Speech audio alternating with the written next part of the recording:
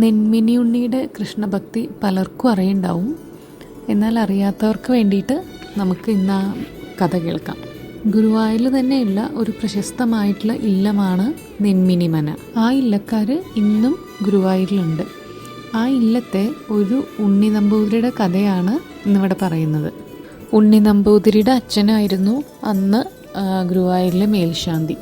അപ്പോൾ എന്നും ഉണ്ണി നമ്പൂതിരി മുത്തശ്ശിയോട് പറഞ്ഞ് കണ്ണൻ്റെ കഥകൾ ഇങ്ങനെ ഓരോന്ന് കേട്ടുകൊണ്ടിരിക്കും. അച്ഛനെ പോലെ കണ്ണന് നൈവേദ്യച്ചോറും പായസവും ഒക്കെ ഊട്ടാൻ കഴിഞ്ഞിരുന്നെങ്കിൽ എന്ന് വിചാരിച്ചുകൊണ്ടേയിരിക്കും. അച്ഛൻ നമ്പൂരി എന്നും പൂജ കഴിഞ്ഞ് വരുമ്പോൾ നമ്മുടെ ഉണ്ണി നമ്പൂരി ചോദിക്കും, എങ്ങനെ ഉണ്ടായിരുന്നു അച്ഛാ ഇന്ന് പൂജ, നമ്മുടെ കൃഷ്ണൻ മാമുണ്ണാൻ വന്നുവോ എന്നൊക്കെ ഇങ്ങനെ വളരെ ഉത്സാഹത്തോടു കൂടി ചോദിക്കും. അപ്പം അച്ഛൻ നമ്പൂതിരി ഇതിനൊക്കെ മറുപടി പറയും, ഇന്ന് കണ്ണൻ എല്ലാ സന്തോഷത്തോടു കൂടി കഴിച്ചു, പാൽപ്പായസം കഴിച്ചു, കണ്ണന് ഏറ്റവും ഇഷ്ടമുള്ളത് ഉപ്പുമാങ്ങയും കട്ടത്തൈരും ചേർത്ത് ചോറ് കൊടുക്കുന്നതാണ്. ഇതെല്ലാം നമ്മുടെ ഉണ്ണി നമ്പൂതിരി ഇങ്ങനെ കൊതിയോടുകൂടി കേട്ടിരിക്കും. അങ്ങനെ അച്ഛനെ പോലെ തനിക്കും കണ്ണന് ഒരു നാളെങ്കിലും ചോറ് കൊടുക്കണമെന്ന് വിചാരിച്ചിങ്ങനെ ആഗ്രഹിച്ചിരിക്കുകയാണ് നമ്മുടെ ഉണ്ണി നമ്പൂതിരി. അങ്ങനെ ഒരു ദിവസം അച്ഛൻ നമ്പൂതിരിക്ക് അത്യാവശ്യമായിട്ട് ഒരിടം വരെ പോകേണ്ടതായിട്ട് വന്നു. അപ്പോൾ അങ്ങനെ അച്ഛൻ നമ്പൂതിരി ആലോചിക്കുകയാണ്, എന്താ ചെയ്യുക, പൂജയുടെ കാര്യം, യാത്ര ഒഴിവാക്കാനും പറ്റില്ല, ഗുരുവായൂരപ്പൻ്റെ പൂജ മുടക്കാനും പറ്റില്ല, എന്താ ചെയ്യാന്നിങ്ങനെ ആവലാതി പറഞ്ഞപ്പോൾ അമ്പലത്തിലെ ഒരു ജീവനക്കാരൻ പറഞ്ഞു, തിരുമേനി നേരത്തെ പൂജ അലങ്കാരമൊക്കെ ചെയ്ത് പൊക്കോളും, ബാക്കിയെല്ലാം ഇന്നൊരു ദിവസം ഉണ്ണി നമ്പൂതിരി ചെയ്തോട്ടെ. അപ്പോൾ അത് കേട്ടപ്പോൾ നമ്മുടെ ഉണ്ണിക്കും ഭയങ്കര സന്തോഷം. പക്ഷേ അച്ഛൻ നമ്പൂതിരിക്ക് അത്ര സമ്മതമല്ല. കാരണം 6 വയസ്സായ ഉണ്ണിയല്ലേ, അങ്ങനെ വേണ്ടതുപോലെ ചെയ്യാൻ പറ്റുമോ അറിയാത്തതുകൊണ്ടൊരു സംശയത്തിൽ നിൽക്കുകയാണ്. അപ്പോൾ വീണ്ടും അമ്പലത്തിലെ ജീവനക്കാരൻ പറയുകയാണ്, ഉപനയനം കഴിഞ്ഞ ഉണ്ണിയല്ലേ, പിന്നെ നമ്മുടെ സ്വന്തം ഗുരുവായൂരപ്പനും കുട്ടികൾ ചെയ്താൽ കണ്ണന് സന്തോഷമാവുമല്ലോ. അത് കേട്ടതും പിന്നെ ഉണ്ണി നമ്പൂതിരിയുടെ അച്ഛൻ സമ്മതിച്ചു. ശരി, അങ്ങനെ ആവട്ടെ എന്ന് വിചാരിച്ചു. അന്ന് രാത്രി കിടന്നിട്ട് ഉണ്ണിക്ക് ഉറക്കം വരുന്നില്ല. കാരണം ഒന്ന് മയങ്ങുമ്പോഴേക്കും കണ്ണൻ വന്നിട്ട് സ്വപ്നത്തിൽ പറയുകയാണ്, വിശക്കണോ എന്ന്. പിന്നെ എണീച്ച് നോക്കുമ്പോഴാണ് സ്വപ്നമാണെന്ന് മനസ്സിലാകുമ്പോൾ ഉണ്ണി പിന്നെയും കിടക്കും. അങ്ങനെ എങ്ങനെയൊക്കെയോ രാവിലെ എഴുന്നേറ്റ് രുദ്രതീർത്ഥത്തിൽ മുങ്ങി കുളിച്ച് അമ്പലത്തിലെത്തി. അങ്ങനെ കണ്ണന് ഉപ്പുമാങ്ങയും കട്ടത്തൈരും ഇഷ്ടമാണെന്ന് പറഞ്ഞുകൊണ്ട് നേരത്തെ അതൊക്കെ വീട്ടിൽ നിന്ന് കൊണ്ടുവന്ന് വെച്ചു. അങ്ങനെ അച്ഛൻ പോകാൻ തയ്യാറായി.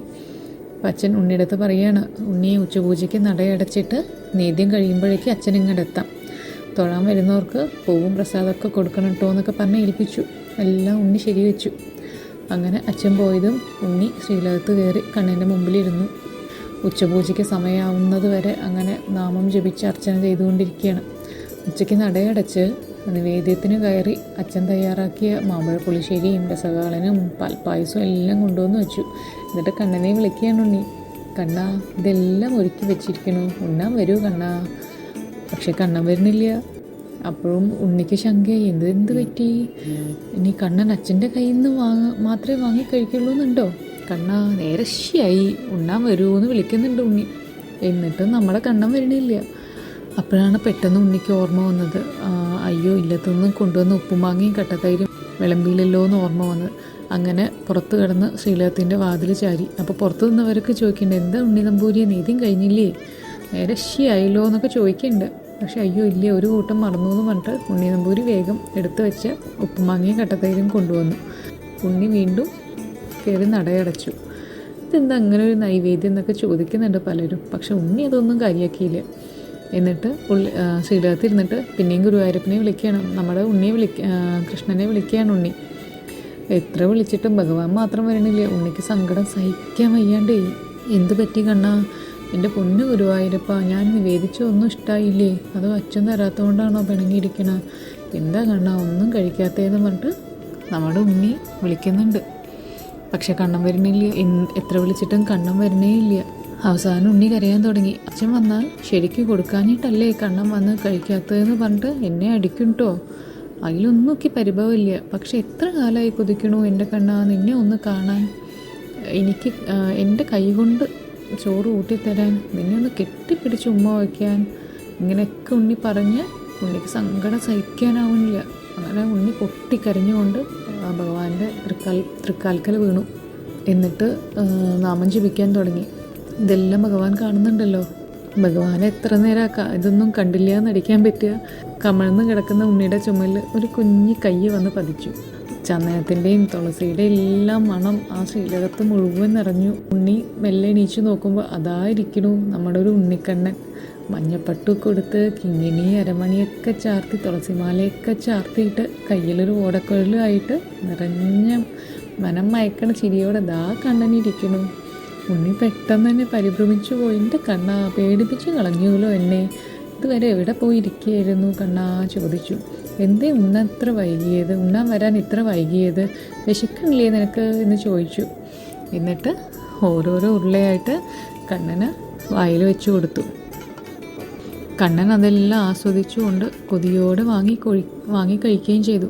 ഉപ്പുമാങ്ങയും കട്ടത്തൈരും ചേർത്ത് വീണ്ടും വീണ്ടും കണ്ണന് നൽകി. അപ്പോൾ കണ്ണൻ തിരിച്ചു ചോദിച്ചു, അല്ല ഉണ്ണിക്ക് വിശക്കണില്ലേ? ഉള്ളിൽ ചോറെല്ലാം തീരാറായല്ലോ. ഉണ്ണി പറയണില്ലേ കണ്ണൻ കഴിക്കുന്നത് കണ്ടപ്പോൾ തന്നെ എൻ്റെ വിശപ്പെല്ലാം മാറി. അപ്പോൾ കണ്ണൻ പറയണം, അത് പറ്റില്ല കേട്ടോ, ഇനി കുറച്ച് ഞാനും വായിൽ തരാമെന്ന് പറഞ്ഞിട്ട് ഭഗവാൻ സാക്ഷാൽ ഗുരുവായൂരപ്പൻ നമ്മുടെ ഉണ്ണിക്കും കുറച്ച് വായിൽ കൊടുക്കുകയാണ്. കണ്ണന് പാൽപ്പായസവും നൽകി, കണ്ണൻ ഉണ്ണിക്കും നൽകി. അങ്ങനെ കണ്ണൻ പറഞ്ഞു, ഇത്രയ്ക്കും ആസ്വദിച്ചിട്ട് ഞാനൊരു ദിവസവും ഉണ്ടിട്ടില്ല. ഉണ്ണി വിചാരിച്ചു അത് ചിലപ്പോൾ ശരിയായിരിക്കും, കാരണം അച്ഛൻ്റെ അടുത്തൊന്നും ഇത്രയും വികൃതി കാണിക്കാൻ പറ്റില്ലല്ലോ. അങ്ങനെ കണ്ണൻ ഉണ്ണിയെ കെട്ടിപ്പിടിച്ചിട്ട് നെറ്റിയിൽ ഉമ്മ വെച്ചു. ഉണ്ണി കണ്ണ് തുറന്ന് നോക്കുമ്പോൾ കണ്ണനെ കാണാനുമില്ല. അപ്പോൾ ഉണ്ണി പറഞ്ഞു, ഇത്രയും പെട്ടെന്ന് പോവുകയും ചെയ്തു കണ്ണാ, എൻ്റെ കൃഷ്ണ എന്ന് വിചാരിച്ചു. അങ്ങനെ നട തുറന്നു. പുറത്ത് വരുന്ന ഉണ്ണിയെ നോക്കിയിട്ട് ക്ഷേത്രത്തിലെ ജീവനക്കാരും ഭക്തന്മാരൊക്കെ നിൽക്കുന്നുണ്ട്. നേദ്യത്തിൻ്റെ ബാക്കി അവർക്കാണല്ലോ കൊടുക്കേണ്ടത്. പക്ഷെ ഇതാ കാലിപാത്രമായിട്ടാണ് ഉണ്ണി ഇറങ്ങി വരുന്നത്. അവർ ചോദിച്ചു, ഉണ്ണി നമ്പൂരി എവിടെ? നേദ്യച്ചോറും പാൽപ്പായസമൊക്കെ. ഉണ്ണി സന്തോഷത്തോടെ പറഞ്ഞു, ഇന്ന് മുഴുവനും ഗുരുവായൂരപ്പൻ കഴിച്ചു. എന്താ പറയണ കുട്ടി, എന്താ ഈ പറയണ? ഗുരുവായൂരപ്പൻ നേദ്യം കഴിക്കില്ലല്ലോ. ഇങ്ങനെ നട്ടാൽ മുളയ്ക്കാത്ത നുണ പറയരുത് ഉണ്ണിയെന്ന് പറഞ്ഞു. അപ്പോൾ ഉണ്ണി നമ്പൂരിക്ക് ആകെ സങ്കടമായി. ഞാൻ നുണ പറയുകയല്ല, കാരണം ഗുരുവായൂരപ്പൻ തന്നെയാണ് കഴിച്ചത്, ഞാൻ സത്യമാണ് പറയണത്. പക്ഷെ അവിടെയുള്ള ഒരാളും അത് വിശ്വസിച്ചില്ല. എല്ലാവരും ഉണ്ണി നമ്പൂതിരിയെ മോശക്കാരനായിട്ട് ചിത്രീകരിച്ചുകൊണ്ടിരിക്കുകയാണ്. അപ്പോഴാണ് അച്ഛൻ നമ്പൂതിരി വന്നത്. അച്ഛൻ നമ്പൂതിരിയോടും ഉണ്ടായതെല്ലാം പറയുന്നുണ്ട് അവർ. അച്ഛൻ നമ്പൂതിരി ഇതെല്ലാം കേട്ടിട്ട് ആകെ സങ്കടവും ദേഷ്യവും സഹിക്കാൻ വയ്യാണ്ട് ഉണ്ണി നമ്പൂതിരിയോട് ചോദിക്കുകയാണ് കാര്യങ്ങളെല്ലാം. അതിനിടയിൽ ഒരാൾ പറയുന്നുണ്ട് അച്ഛൻ നമ്പൂതിരിയുടെ അടുത്ത്, ഇവിടുന്ന് ഗുരുവായൂരപ്പന് ഒരുക്കിയത് മതിയാവാഞ്ഞിട്ട് ഇല്ലത്തുനിന്ന് ഉപ്പുമാങ്ങയും കട്ടത്തൈരും കൊണ്ടുവന്ന് കൊടുത്തു എന്ന് പറയുന്നുണ്ട്. ഇതെല്ലാം കേട്ട് സങ്കടവും ദേഷ്യവും സഹിക്കാൻ വയ്യാണ്ട് അച്ഛൻ നമ്പൂതിരി ചോദിക്കുകയാണ്. അപ്പോൾ ഉണ്ണി നമ്പൂതിരി പറയുകയാണ്, അച്ഛനല്ലേ പറഞ്ഞ കണ്ണന് ഉപ്പുമാങ്ങയും കട്ടത്തൈരും ഇഷ്ടമാണെന്ന്, അതുകൊണ്ടാണ് ഞാൻ അതെടുത്ത് നേദിച്ചത്. അപ്പോൾ ഇത്രയും കളവ് ചെയ്തിട്ട് ന്യായം പറയുന്ന മകനെ കണ്ടിട്ട് അച്ഛൻ നമ്പൂതിരിക്കും ദേഷ്യം വന്നു. അദ്ദേഹം കൈ ഉയർത്തിയിട്ട് ഉണ്ണിയുടെ കവിളിലടിച്ചു. അടി കിട്ടിയതും ഉണ്ണി കൃഷ്ണാന്ന് വിളിച്ച് കരയാൻ തുടങ്ങി. എന്താണ് സംഭവിച്ചതെന്ന് ആർക്കും മനസ്സിലായില്ല.